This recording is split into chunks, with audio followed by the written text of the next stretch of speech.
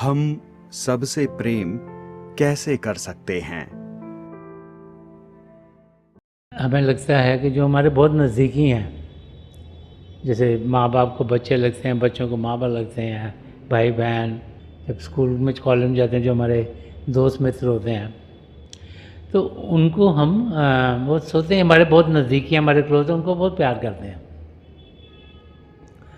और जो कोई और होता है हम सोचते हैं ये कोई और है,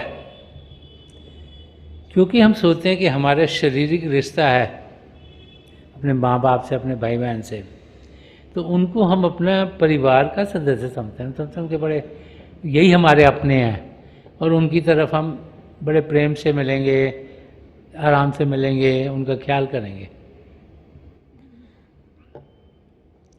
तो अगर हमने उस अवस्था तक पहुंचना है जहाँ हम हर एक से प्यार करें, तो सबसे पहले हमें ये समझना होगा कि सब हमारे परिवार का हिस्सा है। अब ये सुनते तो हम बहुत बार ही हैं, हर एक धर्मग्रंथ हमें यही समझाता है कि एक ही पिता परमेश्वर, हम सबके उनके संतान हैं, तो हम जुड़े हुए हैं। लेकिन प्रैक्टिकली जब हम देखते हैं तो कोई कपड़े अलग पहन रहा है, कोई भाषा अलग बोलता है, कोई कईयों के तौर तरीके अलग हैं, तो जब हम उनसे मिलते हैं तो क्योंकि हमारे तौर तरीक़ों से, हमारे समझने के तरीक़ों से उनकी समझ अलग है, तो तनाव बढ़ जाता है। तो फिर उनको हम प्रेम कैसे करें अगर हमें लगे ही नहीं कि ये हमारे जैसे हैं, हमारे अपने हैं? तो उस अवस्था तक पहुंचने के लिए हमें पहले समझना होगा, जानना होगा कि हम सब एक हैं। वो कैसे होगा? जब हम बाहर की दुनिया से ध्यान रहेंगे। जितनी देर बाहर की दुनिया में ध्यान रखेंगे तो सब अलग अलग लगते हैं, किसने पगड़ी पहनी, किसने नहीं पहनी, किसने दाढ़ी बनाई हुई है, किसने नहीं बढ़ाई हुई, कोई कपड़े ऐसे पहनता है, कोई वैसे पहनता है, लैंग्वेजेस भी अलग अलग बोलते हैं, कल्चर्स भी अलग अलग हैं, शक्लें भी अलग अलग हैं, तो हर चीज़ अलग अलग लगती है। लेकिन जब हम ध्यान टिकाते हैं, ध्यान अंदर की ओर करते हैं, तब जाके हमें समझ में आता है कि एक दुनिया और भी है, जो रूहानी दुनिया है, जो प्रेम की दुनिया है, जहाँ सुख ही सुख है, चैन ही चैन है। क्योंकि जब भी हम ध्यान टिकाते हैं, मेडिटेट करते हैं, तो बड़ा सुकून मिलता है हमें। और जैसे जैसे हम शब्द के साथ जुड़ते हैं और अंदर की दुनिया में बढ़ते हैं, और जैसे जैसे इंसान की तरक्की होती है, जब चौथी मंजिल तक पहुंचते हैं, तब जाकर समझ में आती है कि हम हैं कौन। क्योंकि पिंडी शरीर, अंडी शरीर, ब्रह्मंडी शरीर तीनों अड़ गए। जितनी देर ये हमारे ऊपर रहते हैं तब तक तो हम यही सोचते हैं हम ये शरीर ही हैं, हमें और कुछ समझ में नहीं आता। लेकिन जब उससे पार जाते हैं, क्योंकि हमारी आत्मा के ऊपर खाली थोड़ा सा पर्दा होता है, तो हम वहाँ पर जाकर समझ पाते हैं कि हम सही मायनों में एक आत्मा है। जब उससे आगे बढ़ते हैं, सचखंड तक पहुँचते हैं, हमारी आत्मा का मिलाप परमात्मा में होता है, हमारे सदगुरु की दया मेरे से, तो तब जाके हमें समझ में आता है कि प्रभु और हम एक ही हैं। पहले तो हमने सुना तो होता है कि हम सब प्रभु की संतान हैं, लेकिन एक्सपीरियंस नहीं होता। सुनना कुछ और है, देखना कुछ और है, अनुभव करना कुछ और है। अब जैसे आम है, अगर आम को आपने देखा, किसने कहा ये आम है, तो आपने कहा हाँ ये आम है। किसने कहा ये तो मीठा होता है।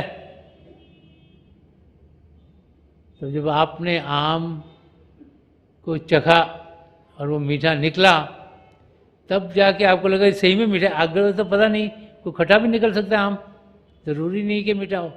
तो आपको समझिएगा ये वाला आम मीठा निकलता है, ये वाला नहीं निकलता। आपने खाया है तब समझ में आया, नहीं तो कहते हैं आम मीठे होते हैं सारे।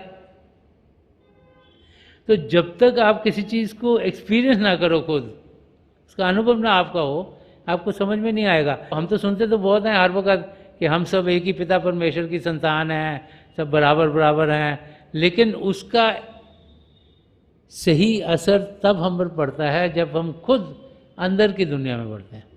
अब संत महापुरुषों के आसपास हज़ारों लाखों लोग आते हैं, तो सबको वो उसी नज़र से देखते हैं कि वो पिता परमेश्वर से एक में एक हैं। और तब हम देखते हैं कि हम सबको प्यार करना शुरू कर देते हैं।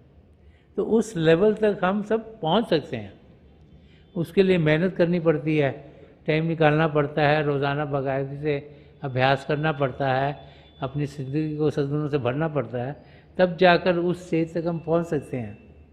हमारे सद्गुरु तो यही चाहते हैं, जब नाम की देन मिलती है और जब ये दिव्य चक्षु को वो खोलते हैं अपनी तवज्जो से, कि हम सब उस लेवल तक पहुँचें। लेकिन कुछ हिस्सा हमारा भी है। वो भाई बहन जो मेहनत करते हैं वो वहाँ तक पहुँच सकते हैं, और जब हम वहाँ तक पहुँच जाते हैं फिर हम देखेंगे, हम सबको एक ही नज़र से देखेंगे, सबको प्रेम करेंगे और हर एक की ज़िंदगी खुशियों से भरपूर होगी। क्या सद्गुणों को अपने जीवन में ढालने से अंदरूनी तरक्की होती है? सद्गुणों का हमारी ज़िंदगी में ढालना एक पहला कदम है रूहानियत की मंजिल की ओर बढ़ने के लिए। तो जब हम सच्चाई के रास्ते पर चलते हैं, जब हम अहिंसा का रास्ता अपनाते हैं, प्रेम से जीते हैं, करुणा से जीते हैं, निष्काम सेवा भाव से जीते हैं, किसी के मददगार होते हैं, ह्यूमिलिटी से जीते हैं, नम्रता से जीते हैं, तो फिर अभ्यास के लिए बैठते हैं तो हम देखते हैं हमारी तरक्की ज़्यादा होती है, क्योंकि हमारे अंदर हलचल कम होती है। जिसके अंदर हलचल होगी वो तरक्की कर नहीं पाएगा। इसलिए सद्गुणों का हमारे अंदर होना ज़रूरी है ताकि हमारा अभ्यास बढ़े। अब जैसे जैसे हम अभ्यास करते चले जाते हैं, वैसे वैसे रूह की पवित्रता और बढ़ती चली जाती है, उसकी सफाई होती चली जाती है, उस करके भी सद्गुण हमारे अंदर और आने शुरू हो जाते हैं। तो ये दोनों चीज़ें एक दूसरे को मदद करती हैं।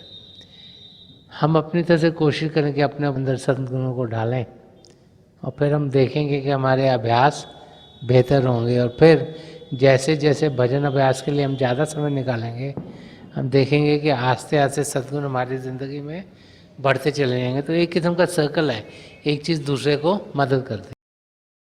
भजन अभ्यास के लिए उचित वातावरण कैसे बनाया जाए? भजन अभ्यास के लिए ज़रूरी है कि हमारे जो दिन की दिन ज़िंदगी है उसमें शांति हो। अगर हमारे घरों में हलचल होगी, अगर पति पत्नी में लड़ाई झगड़ा होता रहा सारा दिन, बाल बच्चों के साथ अनबन चलती रही, तो उस एटमॉस्फेयर में भजन अभ्यास करना बड़ा मुश्किल है। तो भजन अभ्यास हमारा तब सही तरीके से होता है जबकि हम शांत हों, और जब हलचल हमारे आसपास होती है उसमें शांति इंसान पा सकता है। उसको ज़्यादा कंसंट्रेट करना पड़ता है उसमें। जब तक कि हम फोकस नहीं होंगे, ध्यान से बैठ नहीं सकेंगे, तब तक हम सफल नहीं होते। इसलिए हमारा भजन अभ्यास अच्छा हो, उसके लिए ज़रूरी है कि हमारा एटमॉस्फेयर शांत हो। हम सब अपने एटमॉस्फेयर को अच्छा बना सकते, बेटर बना सकते हैं। दूसरा ये ज़रूरी है कि जो हम कहते हैं उस पर हम अमल करें। बहुत से भाई बहन खुद भजन पर बैठते नहीं, लेकिन बच्चों को कहते तुम भजन पर बैठो। जब ऐसे इंसान करता है तो उसके लफ्ज़ों का फिर कोई असर नहीं रहता। तो महापुरुष समझाते हैं कि पहले तो हम अपने आप को बेहतर बनाएं, एक सच्चा इंसान बनाएं, सद्गुणों से भरें। फिर जिनके साथ भी इंटरैक्ट करते हैं कोशिश करें कि वो एटमॉस्फेयर शांत रहे, क्योंकि अगर एटमॉस्फेयर शांत होगा और प्यार वाला होगा तभी ध्यान टिक सकेगा। अगर एटमॉस्फेयर में हलचल बहुत ज़्यादा होगी तो फिर उस हलचल के अंदर शांत होना मुश्किल है। हमारे आसपास हलचल ज़रूर है, हो सकता है पैसों की हलचल हो सकता है कोई रिलेशनशिप प्रॉब्लम्स हो।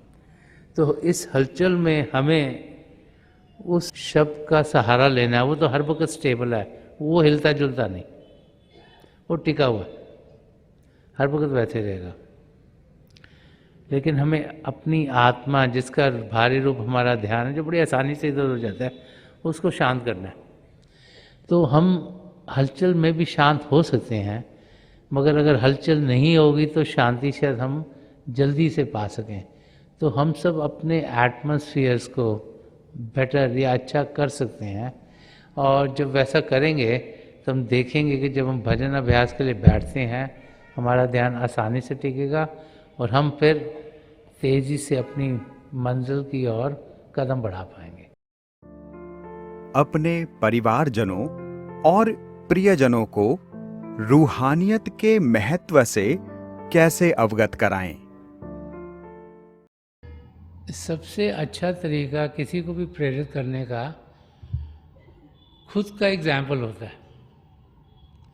और घर में जब आपके बच्चे हों तो आप उनको कहो कि तुम ये मत करो, तुम वो मत करो।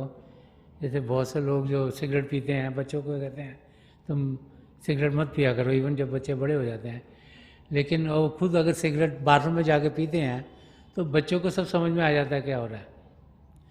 तो हम खुद अगर अच्छा इंसान बनेंगे तो जो हमारे परिवार के लोग हैं, चाहे वो नॉन सत्संगी हों, उन पर भी हमारे बिहेवियर का, हमारे कैरेक्टर का अच्छा असर पड़ेगा।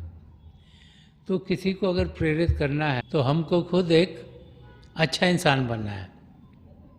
अगर हम खुद बाकायदगी से भजन अभ्यास करते हैं तो हम देखेंगे कि जो हमारे तौर तरीके हैं वो ऐसे होंगे जिसमें कि सुख, चैन और शांति हमसे औरों तक पहुँचे।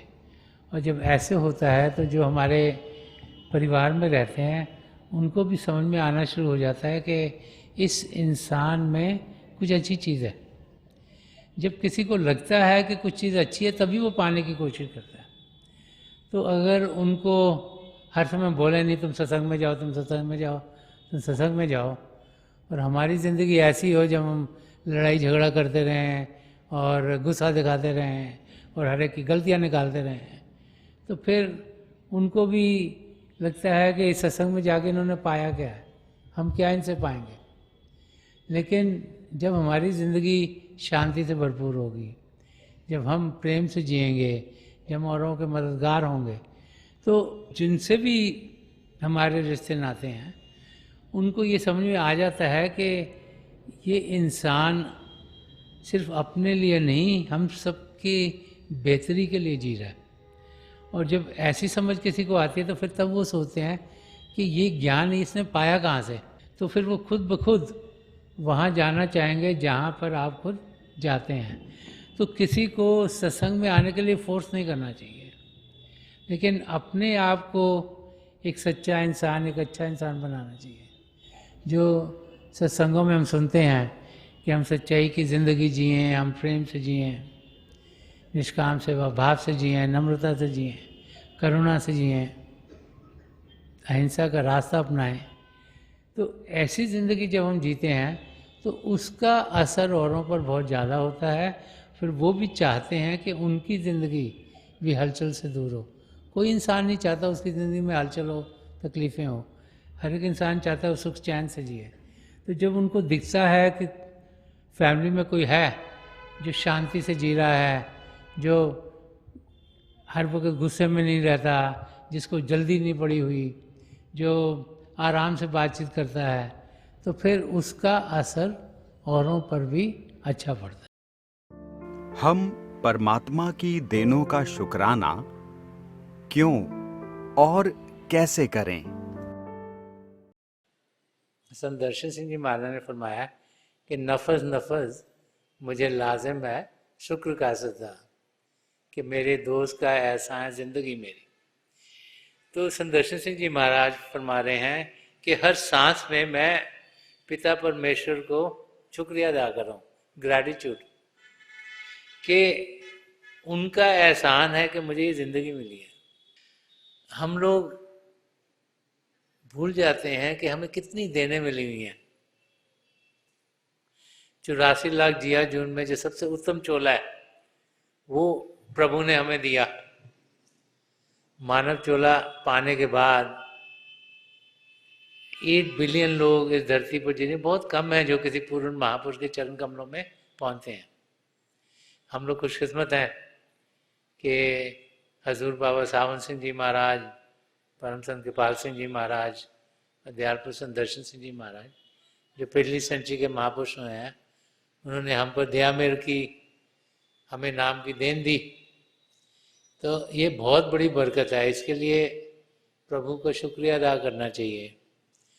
और फिर उन्होंने तरीका बताया कि किस तरीके से हम जिंदगी जिएं ताकि जो क्रियामान कर्म हम कर रहे हैं वो रोज़ के रोज़ करते चले जाएं, ताकि हमें 84 लाख जियाजून से मुक्ति मिले। कि हम रोज़ाना बाकायदगी से भजन अभ्यास करें, ध्यान प्रभु की ओर करें, सत्संगों में जाएं, औरों के मददगार हों।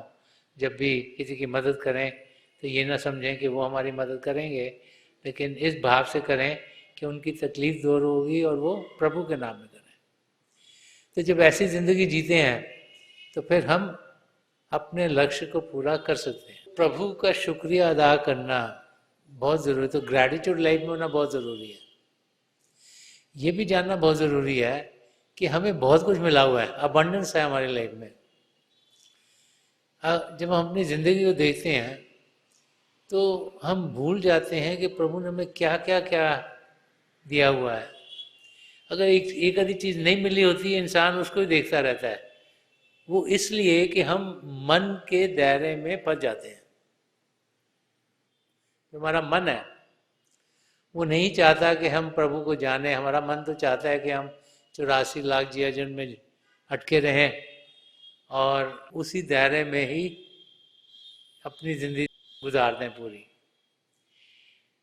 तो वो बार बार बार हमारा ध्यान दुनिया की चीज़ों में लगाई रखता है, जो कि टेम्पररी हैं, जो सदा सदा की नहीं है।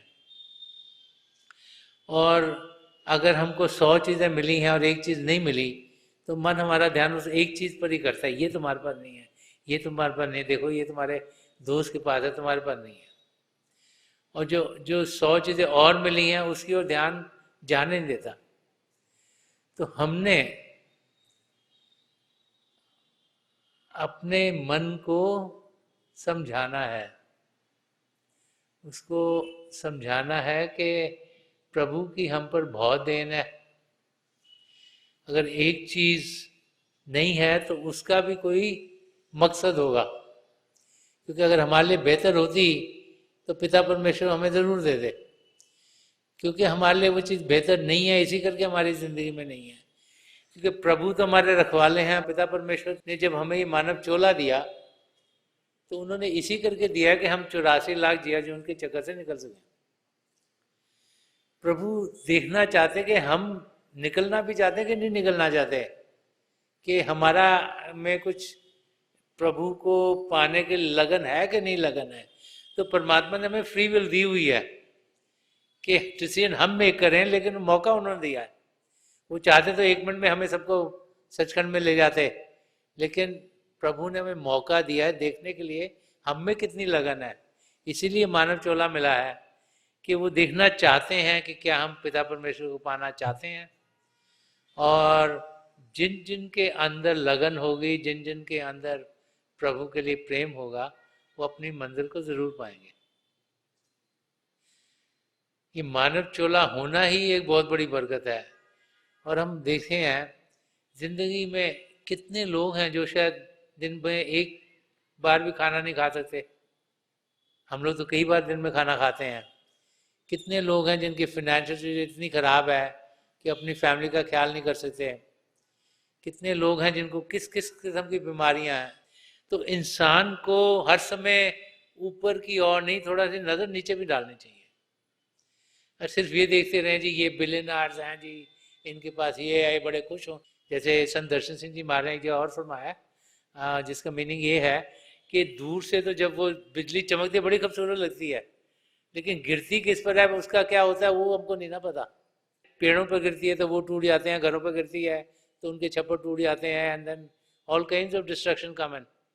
सो दूर से हर एक चीज़ सुहानी लगती है, लेकिन जब तक नज़दीक में ना जाओ उसकी असलियत आपको पता नहीं लगती।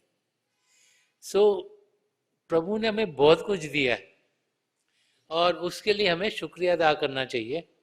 जो उन्होंने देने दिए हैं उनके लिए अगर शुक्रिया अदा करते रहेंगे तो हम देखेंगे कि हमारी ज़िंदगी सही तरफ गुजरेगी और प्रभु की दया मेहर हम पर हर समय रहती है। और उस दया मेहर को अगर हम एक्सपीरियंस करेंगे, अनुभव करेंगे, तो हम देखेंगे कि ज़िंदगी में कोई भी ऊंच नीच आएगी तो बड़े आराम से उसमें से गुजर पाएंगे।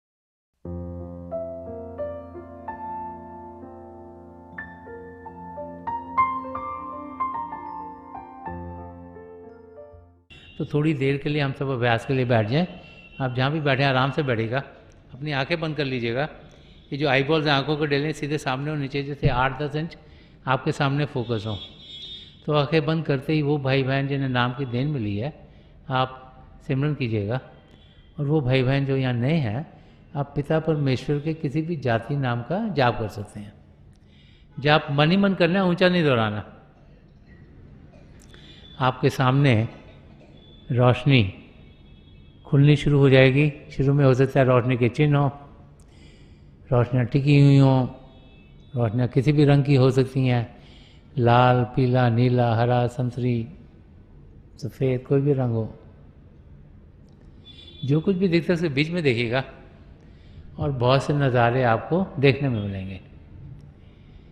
मेरी प्रभु के चरण कमलों में जो पिछली सेंचुरी के महापुरुष हुए हजूर बाबा सावन सिंह जी महाराज, परम संत कृपाल सिंह जी महाराज, दयाल पुरुष दर्शन सिंह जी महाराज के चरण कमलों में यही प्रार्थना है कि जो जो हम सबके लिए बेहतर हो वही हमारी ज़िंदगी में ढले। इन महापुरुषों की इतनी दया में रहो कि हम सबके साथ जुड़ें और अपने भीतर प्रभु की ज्योत के दर्शन कर पाएँ। थोड़ी देर में मैं आपको इस बैठक से उठाऊँगा और मेरी शुभकामनाएं आप सबके साथ हैं।